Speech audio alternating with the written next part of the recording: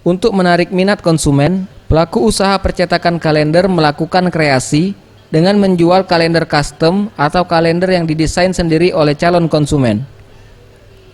Menurut Hamdi, salah satu pemilik usaha percetakan kalender mengatakan, jenis kalender custom atau kalender dengan desain pesanan konsumen sangat diminati, di mana kalender ini konsumen dapat menempatkan foto atau format tulisan tertentu sesuai keinginan mereka.